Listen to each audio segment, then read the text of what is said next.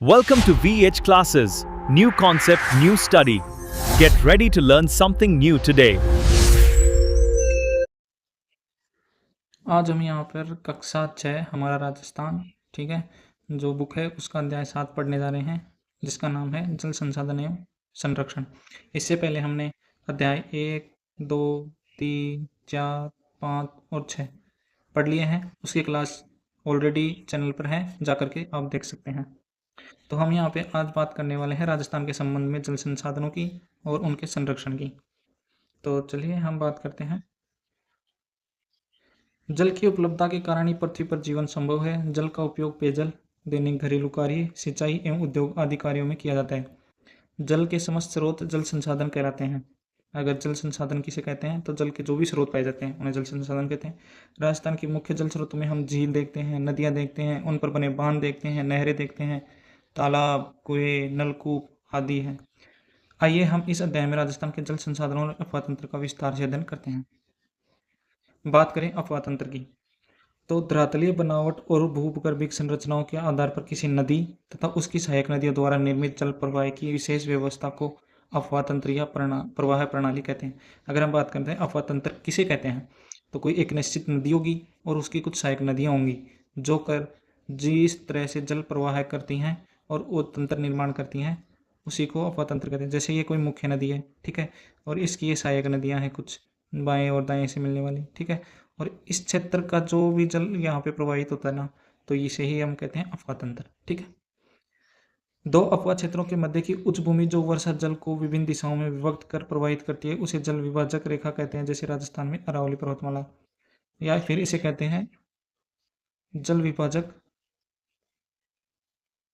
या फिर इसे जल संभर भी कहते हैं, जो कि दो अफवाह तंत्रों या दो कोई नदियां हों उनको अलग करती हैं, तो उसे जल विभाजक या जल संभर कहते हैं। जैसे हमारी अरावली है, वो हमारे यहाँ पे एक तो बंगाल की खाड़ी की शाखा और एक जो अरब सागर का अफवाह तंत्र है, बंगाल की खाड़ी का अफवाह तंत्र और अरब सागर का अफवाह तंत्र दोनों को अलग करती है। जैसे चंबल नदी है, चंबल नदी सहायक नदियाँ हैं, तो अरावली पर्वतमाला उन दोनों को अलग अलग करती है, ठीक है। अगर यहाँ पे दे रखा है कि सहायक नदियाँ, ऐसी छोटी नदियाँ जो आगे चलकर किसी बड़ी नदी में मिल जाती हैं उन्हें सहायक नदियाँ कहा जाता है, ठीक है। अब हम बात करें राजस्थान का अफवाह तंत्र, तो राजस्थान के अफवाह तंत्र की बात करें तो इसमें हम देखेंगे कि राजस्थान में 3 प्रकार का अफवाह तंत्र पाया जाता है। बंगाल की खाड़ी का अफवाह तंत्र, अरब सागर का अफवाह तंत्र और आंतरिक अफवाह तंत्र पाया जाता है। और राजस्थान एकमात्र ऐसा राज्य है जहाँ पर आंतरिक अफवाह तंत्र पाया जाता है और किसी राज्य में आंतरिक अफवाह तंत्र नहीं पाया जाता।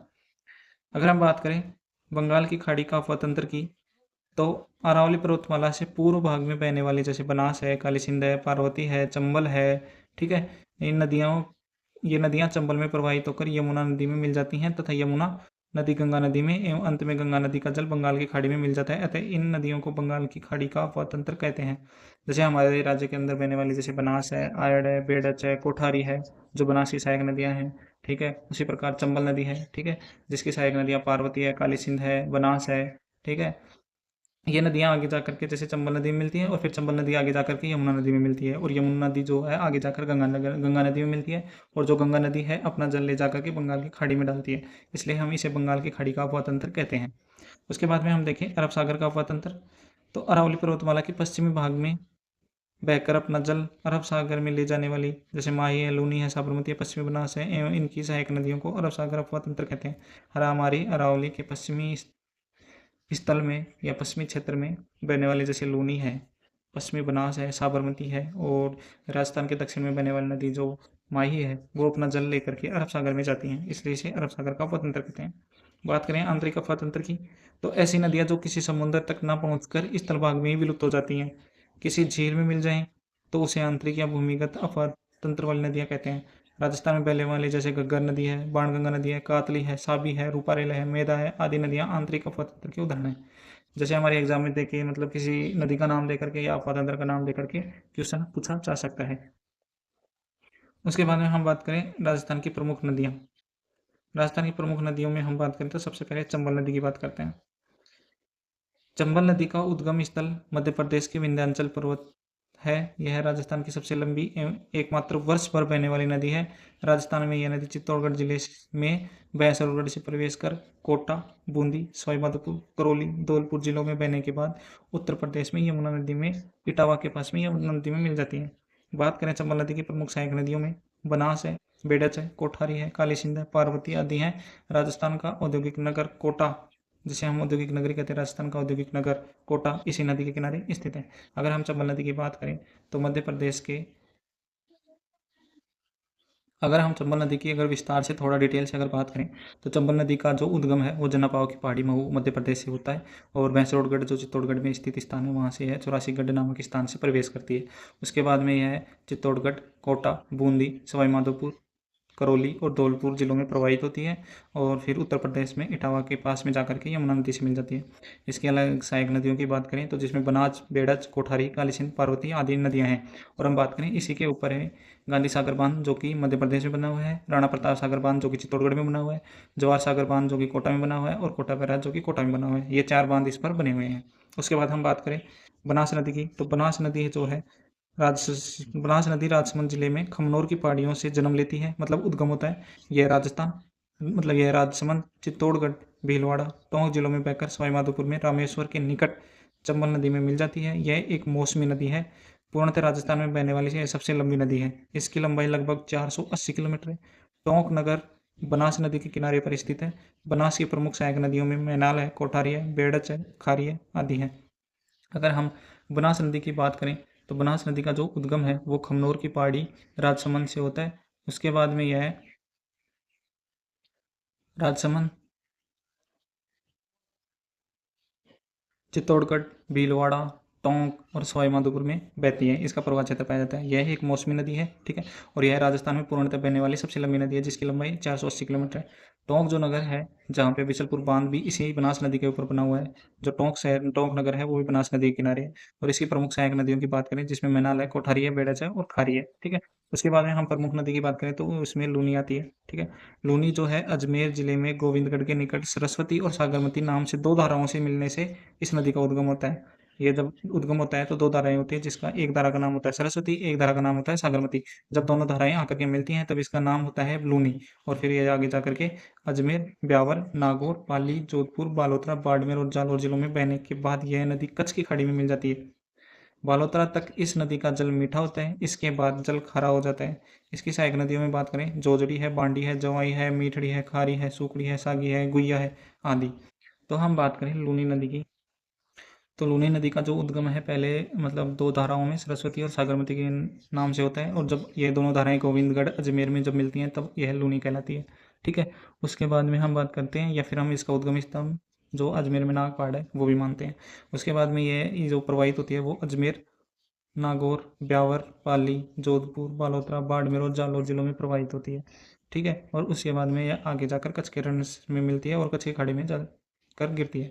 हम बात करें तो बालोतरा तक तो इसका जल मीठा होता है और उसके बाद में यह खारी है। तो आधी मीठी और आधी खारी के नाम से जो नदी जानी जाती है वो लूनी नदी जानी जाती है। उसके बाद में हम बात करें तो इसका जो सहायक नदियां हैं इसकी जो सहायक नदियां हैं वो जोजड़ी है, बांडी है, जवाई है, मीठड़ी है, खारी है, सुकड़ी है, सागी और गुइया है आदि। अब इसके बाद हम बात करें माही नदी की तो माही नदी जो है मध्य प्रदेश में विंध्याचल पर्वत इस नदी का उद्गम स्थल है। यह नदी राजस्थान में बांसवाड़ा एवं प्रतापगढ़ जिलों में बहने के बाद खंभात की खाड़ी में मिलती है। इसकी प्रमुख सहायक नदियों की बात करें तो सोम है, जाखम है, ठीक है। अगर हम थोड़ी डिटेल से अगर माही नदी की बात करें, माही नदी का जो उद्गम स्थल है मेहंद झील जो कि अमरोरू की पहाड़ियाँ धर जिला मध्य प्रदेश में स्थित है, वहाँ से इसका उद्गम होता है। और बात करें इसका जो प्रवेश है राजस्थान में खांडू नामक स्थान है बांसवाड़ा में, वहाँ से यह प्रवेश करती है। उसके पश्चात यह बांसवाड़ा, प्रतापगढ़ और डूंगरपुर में जिलों में प्रवाहित होती है और उसके बाद में खंभात की खाड़ी में जाकर गिर जाती है, ठीक है।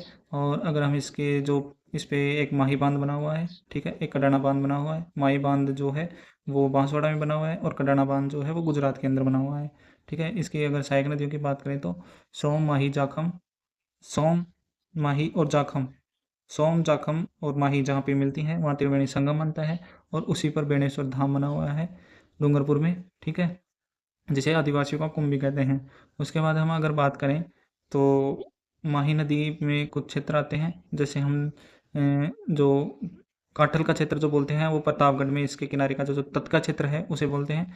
और हम बात करें वागड़ या बागड़ प्रदेश, तो वो एक मतलब बांसवाड़ा और डूंगरपुर में विस्तृत क्षेत्र है, ठीक है। और इसकी सहायक नदियाँ हो गई जिसमें इरू, एराव, जाखम, सोम, मोरेन, ठीक है, और भादर, ये आदि नदियाँ इसमें आकर मिलती हैं, ठीक है। उसके बाद में हम बाणगंगा नदी की बात करें तो बाणगंगा नदी, इस नदी का उद्गम जयपुर संभाग के कोटपुतली बैरोड जिले में स्थित अरावली की बैराट की पहाड़ियों से होता है। इस नदी का पानी भरतपुर में घना पक्षी विहार राष्ट्रीय उद्यान में नमभूमि नमभूमि आप बोल देते हैं, या फिर हम बोलते हैं राम दलदली भूमि बोल देते हैं, या फिर उसे हम बोल देते हैं वेटलैंड भूमि भी बोल देते हैं, ठीक है, का निर्माण करती है। और इसे अर्जुन की गंगा भी कहा जाता है। अगर हम बाणगंगा की थोड़ी डिटेल से अगर थोड़ी सी बात करें, जो बाणगंगा नदी है वो बैराट की पहाड़ी कोटपुतली बैरोड से निकलती है। इसी के किनारे बैराट सभ्यता, जिसे लोयोगिन सभ्यता कहते हैं, और इसी पर रामगढ़ बांध जो कि जयपुर में बना हुआ है, माधो सागर बांध जो कि दौसा में बना हुआ है, ठीक है। और उसके बाद हम बात करें तो यह बाणगंगा नदी आगे जाकर आगरा के अंदर यमुना में मिल जाती है, या फिर कभी कभी एक ही स्थान पर विलुप्त हो जाती है, ठीक है। और इसी से हम बात करें, जो हमारा घना पक्षी विहार है भरतपुर के अंदर, उसको जलापूर्ति करता है, उसके लिए यहाँ पे अजान बांध बना हुआ है। उसके बाद हम बात करें घग्गर नदी की, तो यह भी एक आंतरिक प्रवाह की नदियाँ हैं। इस अंतः प्रवाह नदी का उद्गम हिमाचल प्रदेश में हिमालय पर्वत से कालका या शिवालिक श्रेणी से होता है। उत्तरी राजस्थान में यह नदी हनुमानगढ़ से प्रवेश कर श्रीगंगानगर में भूमिगत हो जाती है। इस नदी को प्राचीन सरस्वती नदी का अवशेष अथवा सहायक नदी माना जाता है। अगर हम घग्गर की बात करें तो हम घग्गर नदी का जो उद्गम है कालका पहाड़ी हिमाचल प्रदेश से होता है। उसके बाद में है राजस्थान में जो प्रवेश करती है वो श्रीगंगानगर के एक स्थान टिब्बी नामक स्थान से प्रवेश करती है।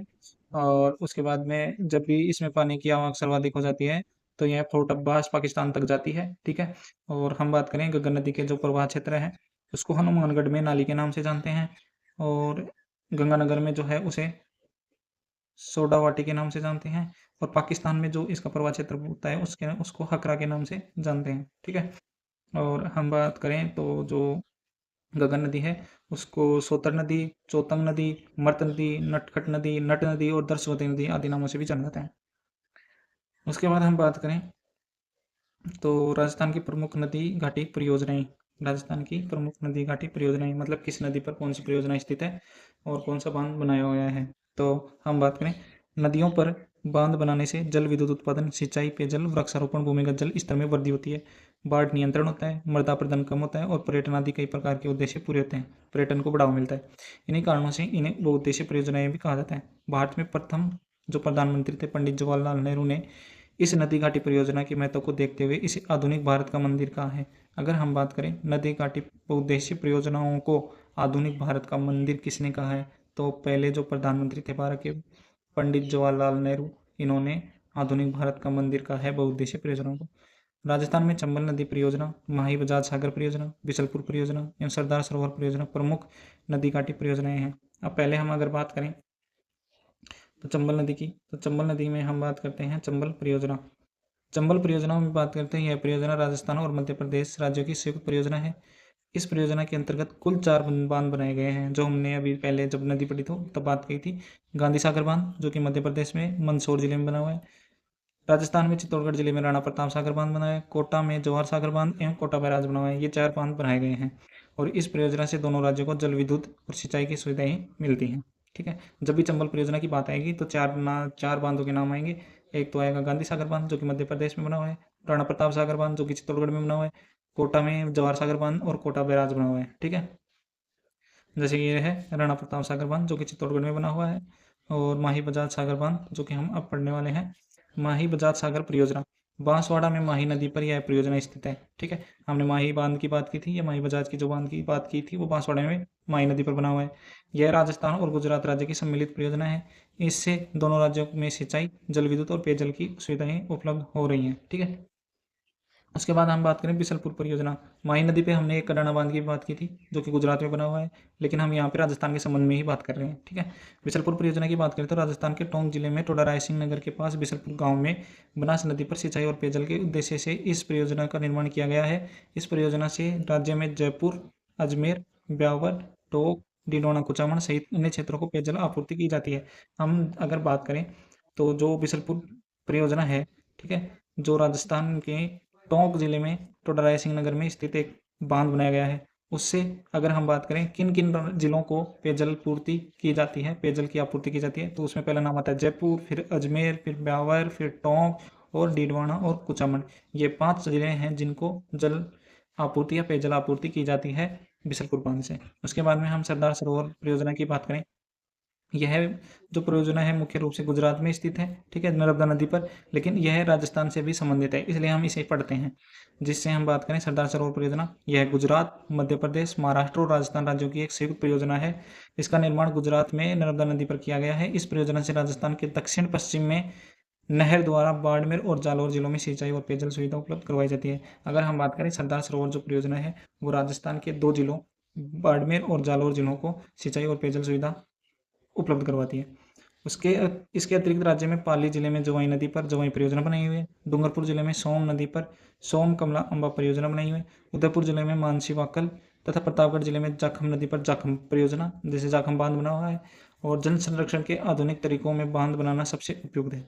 अगर हम जल संरक्षण की बात करें तो उसमें सबसे पहले और सबसे उपयुक्त जो तरीका होता है वो बांध बनाने का होता है, जिससे हम जल संरक्षण कर सकते हैं। यहाँ पे कुछ अभ्यास करने के लिए कहा गया है कि नदी पर बने बांधों से होने वाले लाभों की सूची बनाएं। क्या आपके जिले में कोई नदी घाटी परियोजना है? यदि हाँ तो उससे संबंधित जानकारी एकत्र कीजिए। तो आपको बताना है कि आपके जिले में कौन सी नदी घाटी परियोजना है, कमेंट बॉक्स में इसका उत्तर आपको देना है। अब अगर हम पढ़ें राजस्थान की प्रमुख झीलें एवं जल संचयन। राजस्थान के लगभग प्रत्येक क्षेत्र में पारंपरिक जल स्रोतों जैसे कुएं, बावड़ियां, जोहड़, टाके, खड़ी आदि पाए जाते हैं। तात्कालिक राजा महाराजाओं ने जल संचयन और जल संरक्षण के लिए कई उपाय किए, जिसके उदाहरण वर्तमान में भी कई जिलों में देखने को मिलते हैं, जहाँ पे पर्यटन को बढ़ावा मिलता है। जैसे बावड़ियां हैं, वहाँ पे उनका पुनरुद्धार किया जा रहा है, ठीक है, जीर्णोद्धार करके उनको मतलब सुरक्षित रखा जा रहा है, जिससे पर्यटन को बढ़ावा मिल सके और जल संरक्षण की विधि स्थित रहे। उदयपुर में 14वीं से 19वीं सदी तक जल संरक्षण हेतु अनेक कार्यों द्वारा ऐतिहासिक जल प्रबंधन प्रणाली का विकास किया गया एवं यहाँ के राणाओं ने पिछोला, उदय सागर, फतेह सागर, गोवर्धन सागर, रंग सागर, स्वरूप सागर आदि जिलों का समय समय पर निर्माण करवाया एवं नहरें बनाकर आपस में जोड़ दिया। इन झीलों को नहरें बना करके आपस में जोड़ दिया। किसी झील में अगर पानी कम हो जाता है, किसी में अधिक होता है, तो कम वाली झील में अधिक जल को लाया जा सके और उसको संरक्षित किया जा सके। इससे वर्षा ऋतु में जल एक के बाद दूसरी झील में स्थानांतरित हो जाता था नहर बनाने के कारण। इस सभी झीलों के कारण ही उदयपुर को झीलों की नगरी कहते हैं। अगर हम बात करें झीलों की नगरी किसे कहते हैं, तो उदयपुर जो जिला है उसे झीलों की नगरी कहते हैं, क्योंकि वहाँ पे सर्वाधिक झीलें पाई जाती हैं। जयसमंद झील का निर्माण अगर हम बात करें तो मेवाड़ के महाराणा जयसिंह ने सन 1687 से 1691 में गोमती नदी पर करवाया। जयसमंद झील का निर्माण महाराणा जयसिंह ने करवाया 1687 से 1691 में और गोमती नदी के ऊपर करवाया। यह विश्व की मीठे पानी की सबसे बड़ी मानव निर्मित यानी कि कृत्रिम झील है। अजमेर में स्थित पुष्कर एक धार्मिक महत्व की प्राकृतिक झील है। अन्ना सागर भी अजमेर की एक प्रसिद्ध झील है। सिरोही के माउंट आबू में स्थित नक्की झील राज्य में सर्वाधिक ऊंचाई पर स्थित प्राकृतिक झील है। राजसमंद जिले में स्थित राजसमंद झील भी प्रसिद्ध है, जिसके उत्तरी भाग को नौ चौकी भी कहा जाता है। इसके अतिरिक्त हम जोधपुर में बालसमंद, कायलाना, उमेद सागर और जैसलमेर में देखें तो गढ़सीसर, डूंगरपुर में देखें तो गेब सागर, बीकानेर में देखें तो कोलायत, अलवर में देखें तो सिलीसैट। सिलीसैट वर्तमान में एक रामसर साइट है, ठीक है, जिसे 2026 में रामसर साइट बनाया गया है, ठीक है। सिलीसैट आदि अन्य झीलें भी राज्य के महत्वपूर्ण जल संसाधन हैं, ठीक है। राज्य में मीठे पानी की झीलों के अतिरिक्त जयपुर, अजमेर, डीडवाना, कुचामन के मध्य सांबर झील जो कि खारे पानी की है, बालोतरा में पंचपदरा झील, डीडवाना कुचामन में डीडवाना झील, बीकानेर में लोनकरणसर झील, जैसलमेर में पोकरण झील, फलोदी आदि खारे पानी की झीलें हैं। हमारे राजस्थान की बात करते हैं तो 2 प्रकार की झीलें पाई जाती है, एक तो खारे पानी की झीलें, एक मीठे पानी की झीलें, ठीक है, जिनमें अलग अलग राज्यों में अलग अलग झीलें स्थित हैं, ठीक है। उसके बाद हम बात करें राजस्थान की प्रमुख झीलें। अगर हम देखें तो राजस्थान के मानचित्र में हम अगर देखें तो लोणकरणसर जो झील है वो बीकानेर में है, कोलाया झील बीकानेर में, फलोदी झील है वो फलोदी जिले में है, गढ़सीसर की बात करें तो जैसलमेर जिले में है, कायलाना की बात करें तो जोधपुर में है, पंचभद्रा की बात करें तो बालोतरा में है, नक्की झील की बात करें तो सिरोही में है, पिछलो झील, उदय सागर झील, फतेह सागर झील की बात करें तो उदयपुर में है, जयसमंद झील सलूम्बर में है, गैब सागर झील की बात करें तो डूंगरपुर में है, राजसमंद झील की बात करें तो राजसमंद में है, अन्ना सागर और पुष्कर झील अजमेर में है, डीडवाना बात करें तो कुचामन डीडवाना में है, उसके बाद हम सांभर झील की बात करते हैं तो 3 जिलों में है, डीडवाना कुचामन, जयपुर और अजमेर में, ठीक है, यह सांभर झील है। मानसागर झील की बात करें तो जयपुर में है। सिलीसेट झील की बात करें तो अलवर में स्थित है। ये प्रमुख कुछ झील थी, ठीक है। उसके बाद हम बात करें राजस्थान के रूपरेखा मानचित्र में राजस्थान की प्रमुख नदियों को दर्शाइए, तो ये आपको करना है, ये अभ्यास प्रश्न है, ठीक है। उसके बाद हम बात करें जल संरक्षण की, तो यहाँ पे कुछ 2 लाइनें दी गई हैं राजस्थानी भाषा में। ये राजस्थानी भाषा में पंक्तियां हैं। घी डुले तो मारो कुछ नहीं गियो, पानी डुले तो मारो सब कुछ गियो। क्योंकि हम देखें तो हमारा राजस्थान है, उसमें जो अलग अलग भौतिक प्रदेश हैं, विभाग है, उच्चावच पाए जाते हैं। जिसमें पश्चिमी राजस्थान की बात करते हैं वहाँ पे मरुस्थल पाए जाते हैं, और मरुस्थल के अंदर हम देखें तो वहाँ पे वर्षा भी कम होती है और पानी की जो उपलब्धता है वो भी कम है। इसलिए हम यहाँ पे देख रहे हैं कि घी डुले तो मारो कुछ नहीं गियो, पानी डुले तो मारो सब कुछ गियो। जल संरक्षण हमारा प्रथम दायित्व है। जल संरक्षण के लिए प्रत्येक नागरिक को प्रशासन का सहयोग करना चाहिए। इसके लिए आवश्यक है कि हमें जलाशयों में घरेलू और औद्योगिक अपशिष्ट नहीं डालना चाहिए। जिससे पानी प्रदूषित होता है तो प्रदूषण से हमें पानी को बचाना चाहिए। पेयजल स्रोतों के निकट स्नान आदि नहीं करना चाहिए। इसके साथ साथ जल संचयन, जनसंख्या नियंत्रण, सिंचाई की उन्नत विधियों के प्रयोग, वृक्षारोपण में वृद्धि, भूमिगत जल का विवेकपूर्ण उपयोग और जल का पुनः उपयोग आदि प्रयत्नों से जल का संरक्षण किया जाना अति आवश्यक है। अधिक वर्षा वाले क्षेत्रों में जल को नहरों के द्वारा, कम वर्षा वाले क्षेत्रों में पहुंचाकर जनजीवन एवं उद्योगों के लिए अनुकूल परिस्थितियां सरकार द्वारा उपलब्ध करवाई जाती हैं। अगर हम बात करें तो जल संरक्षण किस प्रकार किया जाता है, तो इसके लिए हम बात करें तो हमें पहले तो प्रशासन का सहयोग करना चाहिए, ठीक है। उसके बाद हमें मतलब जो भी घरेलू है या औद्योगिक अपशिष्ट है वो जल के स्रोत पाए जाते हैं उनमें नहीं डालना चाहिए।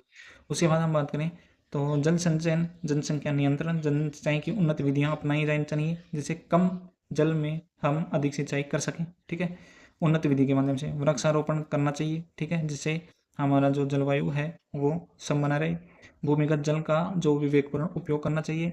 व्यर्थ पानी का उपयोग नहीं करना चाहिए, व्यर्थ नहीं बहाना चाहिए। और जल का पुनः उपयोग करना चाहिए। जैसे हमने कोई जल है, जैसे हमने जल का उपयोग कर लिया, जैसे हमने कपड़े धोने में जल का उपयोग किया है, नहाने में उपयोग किया है, तो जो जल जाता है उसको हम पुनः उपयोग में ले सकते हैं। जैसे उस पानी को हम जैसे सिंचाई के रूप में प्रयोग में ले सकते हैं या किसी पेड़ पौधों में डाल करके उसको उपयोग में ले सकते हैं। और अधिक वर्षा वाले जो क्षेत्र होते हैं जिनमें जल की कमी पाई जाती है, कम वर्षा होती है, उन्हें जो अधिक वर्षा वाले स्थान वहाँ से नहर का निर्माण करके कम वर्षा वाले क्षेत्रों में पानी उपलब्ध करवाना चाहिए। हम बात करें वर्तमान में जल संरक्षण के लिए बूंद बूंद सिंचाई, फव्वारा सिंचाई, एनीकट, रूफ टॉप जल संचयन एवं वाटर हार्वेस्टिंग आदि तकनीकें प्रचलित है। रूफटॉप जल संचयन विधि में घर की छत पर गिरे वर्षा के जल को घर के नीचे बने कुएं या टैंक में एकत्रित किया जाता है। वाटर हार्वेस्टिंग तकनीक द्वारा वर्षा के व्यर्थ बहने वाले जल को भूमिगत किया जाता है। पश्चिमी राजस्थान में प्राचीन समय से ही यहाँ के निवासी टाँका, खड़ीन, जोड़ आदि का निर्माण कर वर्षा जल का संग्रहण एवं संरक्षण करते हैं। इन तकनीकों को वृहद स्तर पर अपनाने की आवश्यकता है। अब हम बात करें शब्दावली, तो यहाँ पे कुछ शब्दावलियाँ दी हुई हैं जिसमें हम बात करते हैं भूगर्भिक। भूगर्भिक का होता है भूमि के अंदर, भूगर्भिक जल होता है, ठीक है। उसके बाद में अफवाह की बात करते हैं, नदी जल का बहना या प्रवाह होना अफवाह कहलाता है। और फिर अफवाह तंत्र की हमने बात की थी, तो जो नदी है उसकी सहायक नदियाँ हैं जिस तरह क्षेत्र से जल को प्रवाहित करती हैं उसे अफवाह तंत्र कहते हैं। टाँका की बात करें तो पश्चिमी राजस्थान में जल संरक्षण हेतु घर में बनाई गई कुएनुमा एक संरचना है, ठीक है, जिसे हम यहाँ पे हम जैसे कहीं कहीं राजस्थान में टंका बनवाते हैं, ठीक है, ओधी बनवाते हैं, ठीक है, जहाँ पे हम जल संरक्षित संरक्षित करते हैं, रखते हैं। खड़ेन की बात करते हैं पश्चिमी राजस्थान में कृषि के लिए जल संरक्षण हेतु बनाई गई संरचना। जोहड़ की बात करते हैं वर्षा जल को रोककर भूमिगत जल स्तर को बढ़ाने हेतु बनाई गई संरचना। जोड़ो, जोड़ो जिन बोला जोड़ो, जोहड़, ठीक है, जोड़ो बनाया जाएगा अपने, ठीक है, जो कि एक सामुदायिक स्थल होता है, ठीक है, और नरेगा के माध्यम से भी इसका निर्माण करवाया जाता है। संरक्षण की बात करते हैं सुरक्षित रखे ना यह रख रखाव करना। उसके बाद में हम यहाँ पे देखें अभ्यास प्रश्नों की बात करें तो हम यहाँ पे पहला प्रश्न देखते हैं, बनास नदी किस नदी की सहायक नदी है? चंबल की, लूनी की, बाणगंगा की, माही की। तो बनास जो नदी है वो चंबल नदी की सबसे लंबी और राज्य में पूर्णतः बहने वाली सबसे लंबी नदी है जिसकी लंबाई लगभग 480 किलोमीटर है। उसके बाद में हम माही बजाज सागर परियोजना कहाँ विकसित की गई है? बांसवाड़ा में, डूंगरपुर में, उदयपुर में, कोटा में। माही बजाज सागर जो बांध है वो माही नदी पर बनाया गया है जो कि बांसवाड़ा जिले में बनाया गया है, ठीक है, इसका उत्तर हो जाएगा ए। उसके हम रिक्त स्थानों की पूर्ति करने के लिए देखें तो बनास नदी राजसमंद जिले में किस पहाड़ी से जन्म लेती है? तो वो लेती है खमनोर की पहाड़ी, ठीक है। जयसमंद झील का निर्माण मेवाड़ के महाराणा जो थे वो थे जयसिंह, और इन्होंने जो निर्माण करवाया था वो 1687 से 1691 के मध्य, और जो नदी थी वो थी गोमती नदी पर करवाया। ठीक है, उसके बाद हम बात करें चंबल की प्रमुख सहायक नदियों के नाम, आपको कमेंट बॉक्स में बताने हैं। और राजस्थान की प्रमुख नदी घाटी परियोजनाओं के नाम आपको लिखने हैं, और उनको भी आप कमेंट बॉक्स में आपको उत्तर देना है। चंबल परियोजना पर लघु निबंध लिखिए। चंबल नदी का उद्गम लिखना है, उस पर परियोजनाएं लिखनी है, उसकी सहायक नदियाँ लिखनी है। ठीक है, और उसके बाद में ये कौन से अपातंत्र का भाग है। ठीक है, ये आपको लिखना है सारी चीज़ें। राजस्थान की परंपरागत जल संरक्षण विधियों का संक्षिप्त वर्णन कीजिए, जिसमें खड़ीन है, जोहड़ है, कुएं है, ठीक है, तालाब है, ये कुछ है जल संरक्षण, बावड़ियाँ हैं, ये कुछ जल संरक्षण की परंपरागत विधियाँ हैं। ठीक है, यदि हम सभी ने जल संरक्षण के दायित्व को नहीं निभाया तो हमारे जीवन पर क्या प्रभाव पड़ेगा।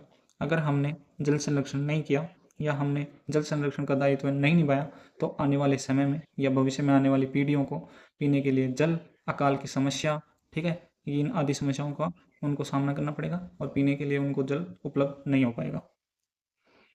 तो ये हमारा अध्याय यहीं पे समाप्त होता है, जिसका नाम है जल संसाधन एवं संरक्षण। ठीक है,